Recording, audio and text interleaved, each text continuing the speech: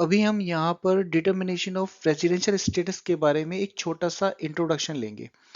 ये जो कॉन्सेप्ट है डिटर्मिनेशन ऑफ रेजिडेंशियल स्टेटस, ये किसी भी पर्सन की टैक्स लाइबिलिटी को डिटरमाइन करने में बहुत इंपॉर्टेंट रोल प्ले करता है।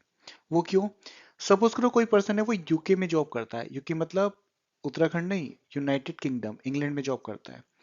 तो वहां पे ऑब्वियस सी बात है, वो वहां पे जॉब कर रहा है तो वहां पे टैक्स भी पे कर रहा होगा। ठीक है। और उसी पर्सन, वो पर्सन कहाँ का रहने वाला था, मतलब पैदा वो इंडिया में हुआ था।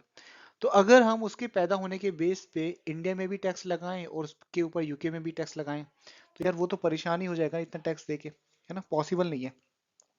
तो गवर्नमेंट ने कुछ रूल्स बना रखे हैं for the determination of the residential status. अब ये ऐसा नहीं है कि किसी पर्सन या कि किसी जॉब करने वाले पर्सन के ऊपर ही होते हैं, ये कंपनी के ऊपर भी अप्लाई होते हैं। कंपनी का भी एक रेजिडेंशियल स्टेटस डिटरमाइन किया जाता है ना, जो कि हम नेक्स्ट चैप्टर में कवर करेंगे कि वो कैसे डिटरमाइन किया जाएगा। ठीक है। तो यहाँ पे क्या होगा, मैं कॉन्सेप्ट के बारे में बता देता हूँ मोटा मोटा। The residential status of a person has to be ascertained to know the income tax to be included in computing the total income. The residential status are classified as under. अब जो रेजिडेंशियल स्टेटस रहेंगे वो तीन type के रहेंगे। Resident and ordinary resident रहता है। दूसरा होता है हमारा resident but not ordinary resident, ये क्लास है। ठीक है। और तीसरा होता है हमारा नॉट नॉन रेजिडेंट। इसके ऊपर सबसे ज्यादा टैक्स के चांसेस होते हैं, इसके ऊपर उससे कम होते हैं, इसके ऊपर सबसे कम होते हैं। ठीक है। तो अगर कोई भी पर्सन ये चाहता है कि वो नॉन रेजिडेंट बन जाए इंडिया में, अगर वो नॉन रेजिडेंट बन जाता है तो उसकी टैक्स लाइबिलिटी कम से कम बैठने के चांसेस होते हैं।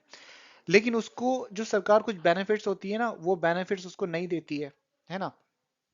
तो कुछ सर्कमस्टेंसेज में उसको बेनिफिट होता है और कुछ सर्कमस्टेंसेज में उसको क्या होता है ना, कुछ लॉस हो जाता है नॉन रेजिडेंट होने में। अब residential status determine the tax liability of the income, वो बात मैंने हमने डिस्कस कर ली है।